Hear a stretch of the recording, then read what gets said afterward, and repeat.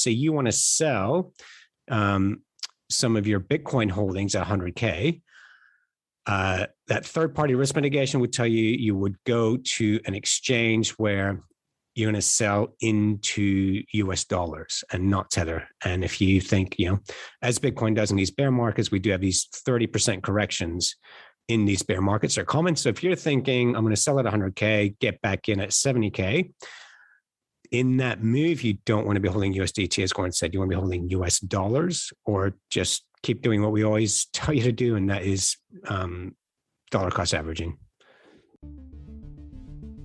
Welcome to Bitcoin Basics with your hosts Faris and Gordon. Visit bitcoinbasics.help if you need help buying and securing your Bitcoin. Hello, everyone. Welcome to another episode of the Bitcoin Basics podcast. This is Faris here with Gordon again, and we are, what are we today, Gordon? What is the day? I'm losing track. 9th of November. So the price of Bitcoin is $67,630 US dollars per Bitcoin. So we hit an all-time high this week. What else do we do? The block height is 708,853. Now, I think, Gordon, this is our first episode where we are into these 700,000 plus blocks, isn't it? Yeah, it's funny how you can concentrate on the block number and I concentrate on the price. But yeah, sure. All-time highs, 700,000. It's all good. All-time highs, block height, 700,000, guys, in case you're listening. Not Bitcoin price. We're not there yet. So, Gordon, we are going to talk about Tether today. So, firstly, what is Tether? Yeah, Tether is a stablecoin. So, a lot of you who have bought or seen Bitcoin on an exchange, you would have noticed the ticker symbol USDT. And you may have always wondered, what the hell is USDT? Why isn't it just USD? You may have even seen other variations of that, like USDC, TUSD, blah, blah. That's what a stablecoin is. And we've actually covered stablecoins before, Faris, but just quickly, it's just a way of pegging a cryptocurrency, which is extremely volatile, just pegging it to the US dollar one-to-one. So for example, in Tether, USDT, one Tether is $1. So that's why we say one USDT, not just one USD. But I guess the bigger question is, Faris, and we'll get into more about Tether in a second, why would anyone want to use USDT, not just use USD? What's the purpose? Did you know we provide a help desk at bitcoinbasics.help? Do you need help buying Bitcoin on an exchange or transferring your Satoshis to a Bitcoin wallet? Perhaps you need assistance with setting up a desktop, mobile, or hardware wallet. Is your security hygiene up to date? We provide individual, one-on-one support regardless of your understanding of Bitcoin, size of investment, or level of technical ability. Visit bitcoinbasics.help. So Tether basically exists out of a necessity for traders, day traders in Bitcoin and cryptocurrencies. So if you were to buy Bitcoin, say you would go to Binance, for example, where they do offer margin trading. Now you can use so basically when you're buying Bitcoin from Binance, you're buying it directly. You don't just send them the funds and they hold your funds, your fiat there, and then you decide to buy. You basically are buying ahead of time. So you buy off your credit card, you own crypto. So the example I'd like to use is if you buy something off of eBay from someone else. So if I were to purchase an item from you, I say, I'm just going to buy a computer from you. I, in essence, receive something. You receive my money and I receive something from you. You can't just hold my funds in your account because you're not a bank. So with Binance, it's a similar thing on other exchanges is they're giving you a product in exchange for your fiat. Now they're giving you Bitcoin. If you were to sell Bitcoin, then they can't just hold your fiat for you, your money for you. They're not a bank. That means they have to go through all this regulation. So this kind of created issues for people that want to get in and out of Bitcoin on a daily basis. So if you say, okay, Bitcoin's at an all-time high, I want to sell, but I want to get back in later today or tomorrow. Well, if you were to sell your Bitcoin, you then have to transfer that fiat to your bank account, and then you have to buy it again. Now, that can take 3 to 4 days, and you've missed your move. So Tether basically was, as you said, exists because you can, if you think Bitcoin's high and it's going to go down and you want to buy the dip, you would sell into Tether. So, and Tether is meant to keep your funds pegged to the US dollar. So you're selling now at 67,000. You think it's going to go down to 65,000. You would buy back and make that small percentage. And that's done in a matter of a couple of hours. And this Binance can do because essentially they're not holding fiat. They've just exchanged Bitcoin to a token. So it basically exists to allow traders to get in and out of their positions without having to go back through the legacy fiat banking system. Excellent explanation, Faris. So essentially is what Faris said, and Tether is basically the US dollar as a cryptocurrency. So whenever you see those trading pairs, BTC/USD, technically at a lot of those exchanges, it's not USD, it's BTC/USDT. So it's actually, you can go in and out of BTC very easily, but you're not doing it with US dollars, as Faris explained, you're doing it with Tether, a cryptocurrency. So and this is something, sorry, I'll just jump in very quickly, Gordon. So if you go to TradingView, and if you type in BTC USD, Bitstamp will come up because Bitstamp is unleveraged and they actually can hold fiat for you. So if you type in on BTC USD, the Bitstamp exchange will come up. BTC USDT, you'll see the exchanges that have Tether. So you see those differences in there. But Gordon, Tether's actually been in the news a lot lately. I mean, it's been in the news since it came into prominence. But I know last month there was an announcement. Can you tell us a bit about that? Sure. So I'll link an article in the show notes. Tether fined again over whether its stablecoin was fully backed. And I'm just going to quote a few things from this article, which is very interesting. And it's interesting to people like us and people who have got Bitcoin and perhaps traded and been on exchanges or whatever. You have definitely used Tether. You may have used other stablecoins, but you've definitely used Tether at some stage. If you enjoyed this podcast, please subscribe, like, and share so we can find others like yourself.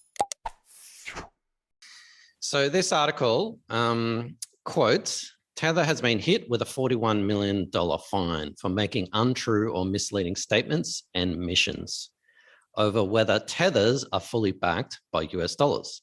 The CFTC said that a 28-month period across 2016 to 2018, Tether only had sufficient fiat reserves to back issued Tether tokens 27.8% of the time. Is that a problem, Faris? So I had a look at the official article from the government issued website, and 41 million might sound like a lot of money, but when you look at banking fines, it is dismal compared to what banks in America have been fined. So looking through this and kind of reading between the lines, it was not very scary because a lot of the FUD around Tether is that essentially they're printing more than exists. So the way Tether has promoted themselves is that they will only issue one Tether for every dollar that comes in. So if they have to liquidate their positions, they've got that cash that can basically, or Bitcoin equivalent, that can basically be paid out. So reading here, it says, well, they didn't actually have it for the entire period. It wasn't that they had only 27% of what they claimed to have. They only held it 27% of the time. Now, there's a common banking practice in the US, especially on Wall Street, the repo market, because at the end of the month, banks in America are only allowed to basically have a certain percentage of risk in the market. So they need to have, and I should have researched the numbers beforehand. I don't remember them off the top of my head, but let's say 20% cash or 20% VAR. So they basically are not allowed to trade more than that. So what they do is say, okay, tomorrow is the last day of the month or the day that we're reporting and we're low. We actually need cash. So they'll call another bank and say, we just need to borrow $50 million overnight. And they'll say, sure. And that overnight repo rate is like 8%. So, which is, quadruple what you normally pay, but it's an overnight. So they'll borrow that cash. So when the government regulators check in the next day, they go, okay, you're fine. And then after they've submitted the report, they'll just pay it back with interest.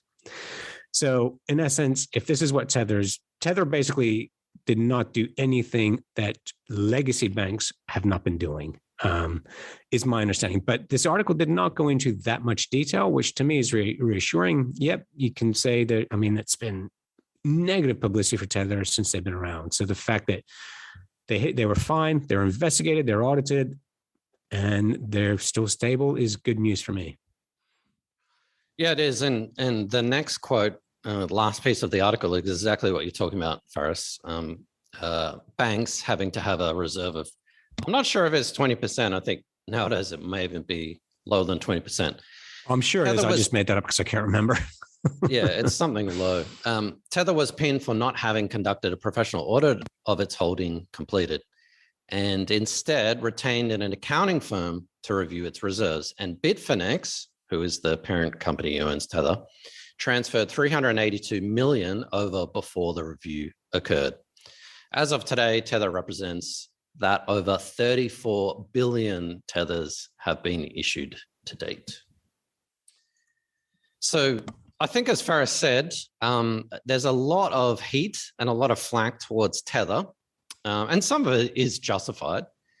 But also, as Faris says as well, Tether's probably doing the right thing in terms of other banks, and probably doing better than other banks because they're having more scrutiny because they're the biggest sort of Bitcoin related company in the market. So the fact that Tether isn't insolvent, hasn't been insolvent, and is still alive is a good thing. And yes, you have to be aware that if you are leaving money on an exchange, so you sold your Bitcoin and you've got 10,000 USDT, you do not have $10,000 in your bank account. You have 10,000 Tethers, a cryptocurrency. And even if the risk is small, there still is a risk that Bitfinex and Tether goes bankrupt. So as long as you're aware of that risk, and for people trading who go in and out of Bitcoin and other cryptocurrencies in a small time frame, it's going to be extremely unlikely that you're going to get caught. But for long-term holdings, you definitely don't want to leave USDT. You don't want to leave any cryptocurrency, whether it's Bitcoin or anything USDT on an exchange. Yeah, that's a point I should want to reiterate. Is one I was going to bring up too. But so you would only be holding Tether for small trades or medium-sized trades, because if something goes wrong, you don't want to be holding Tether. You want to be holding Bitcoin or US dollars. If something goes wrong with Tether, you can see the price of Bitcoin absolutely going up. Why? Because people want to get out of Tether and into Bitcoin, and it'll just drive up the price of Bitcoin.